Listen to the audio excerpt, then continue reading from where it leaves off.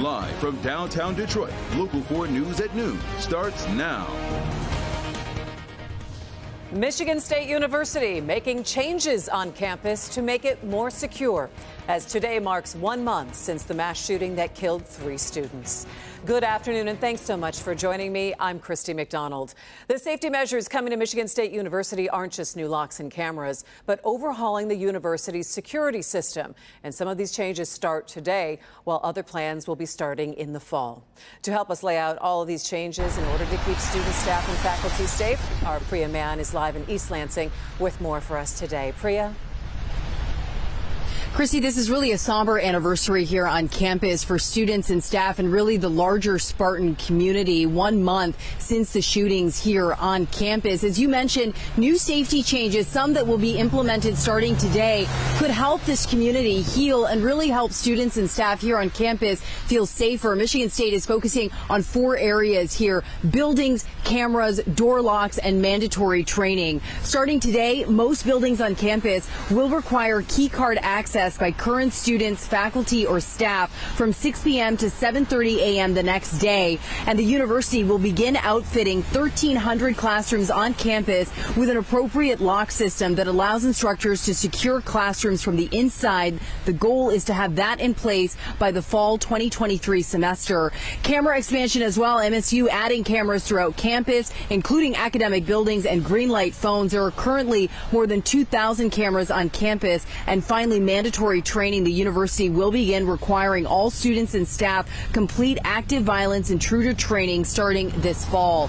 Now, again, starting today, you're going to see some of those locks getting into place, but you're also going to have a student walkout this afternoon at around 2 this afternoon. Students are planning a walkout, leaving their classrooms and their dorm rooms in solidarity with the lives that were lost here on campus, as well as the 5 who were injured. And they're also taking a stand for common sense gun legislation. Again, that student walkout planned here for this afternoon. We will be here on campus talking to students and officials as some of those new safety procedures begin to take place today. Reporting live in East Lansing, I'm Priya Mann, Local 4. 1 month ago. Thanks so much, Priya. All right, switching gears this noon, we are in for another round of snow, but thankfully not as much as we have seen recently. So let's go on over to Brandon Rue. And Brandon, all right, when's the snow going to get let up? Because we saw it pre there in East Lansing really coming down. It really is coming down, but it is, not coming down at a 1 to 2 inch per hour clip.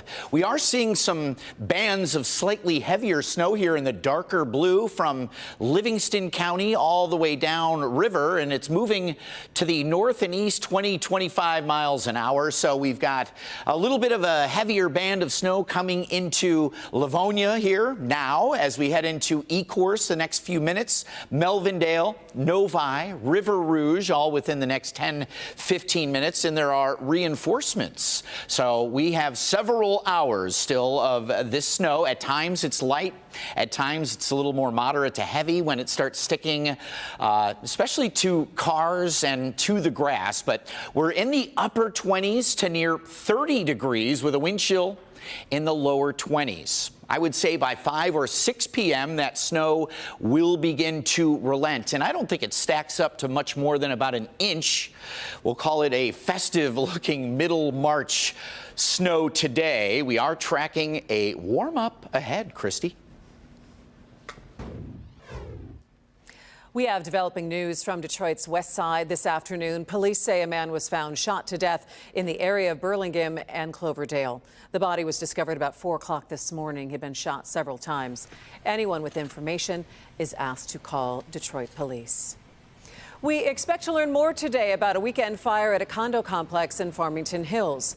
Fire started around 6 on Sunday morning at the Country Glen condo complex. That's near 14 Mile and Northwestern.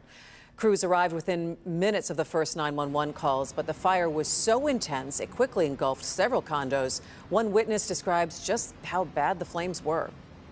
Force of the water pressure was at a level where it was knocking things off within the structure, and to the point where I thought it was maybe going to collapse because of how pieces were just falling away. I was really saddened to see all the people that were outside, because they were rushed out of the condos, and some of them probably didn't have proper attire, meaning warmth, because it was cold and it was chilly morning.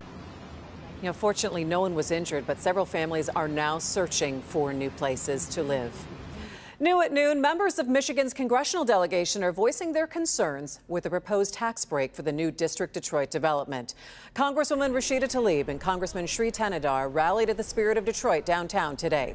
The $800 million tax incentive is part of Olympia Entertainment's District Detroit development around Little Caesars Arena. Tlaib says the proposal would be a broken promise of community investment and that Detroit families are facing other issues that should be prioritized. If you look in the neighborhoods, we're seeing still high amounts of tax foreclosures because poverty continues to increase. We see the impact of the pandemic still very prevalent, especially among our seniors and low-income families and frontline workers who were never able to get those hours back.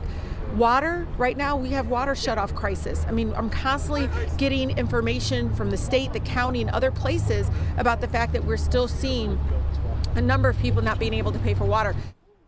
State Representative Dylan Wegela and other leaders turned out for the rally down there today as well. Now to Washington, where President Biden is reassuring Americans the U.S. banking system is safe. That's following the collapse of the Silicon Valley Bank in California. This is the second largest bank failure in U.S. history.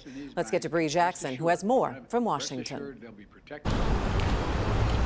The collapse of Silicon Valley Bank set off panic. President Biden is trying to allay those fears. The bottom line is this: Americans can rest assured that our banking system is safe. He says the administration is taking steps to protect American consumers. Because of the actions that our regulators have already taken, every American should feel confident that their deposits will be there if and when they need them. Treasury Secretary Janet Yellen insists there would be no bank bailouts like there were in 2008. The reforms that have been put in place means that we're not going to do that again. Instead, regulators plan to back all SVB deposits and those at Signature Bank in New York, which shuttered Sunday. They'll cover those costs, in part, by using the FDIC's Deposit Insurance Fund. No losses will be borne by the taxpayers. Let me repeat that. No losses will be borne by the taxpayers. The extraordinary move also aims to calm financial markets. The White House hopes to ease fears that more banks could follow. And President Biden is vowing to hold those responsible for this mess accountable. In Washington, Bree Jackson, NBC News.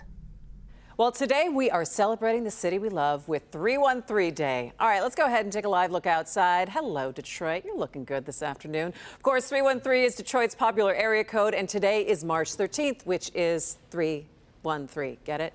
And the Detroit Symphony Orchestra is celebrating a special deal with upcoming concerts. Tickets to several shows will be just $3.13. It's a good deal.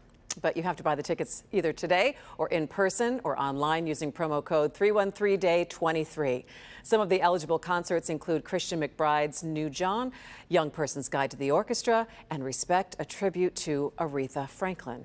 And the Pistons, well, they are hitting the court this 313 Day. Tonight, the first 3,130 fans through the doors of the LCA will receive a 313 replica chain. Also, Detroit native Samaj is set to perform the national anthem, and Detroit native Royce da 5'9" is scheduled to perform at halftime tonight. There will also be special 313 merchandise in the team store. Tickets are still available. 313 Day, pretty cool. Well, still to come here at noon, a Help Me Hank recall alert for dog owners, a major pet company pulling more batches of dry dog food. Plus, a concerning new study flagging a spike in sudden infant deaths for African-American babies. We will explain when we come right back. Stay with me.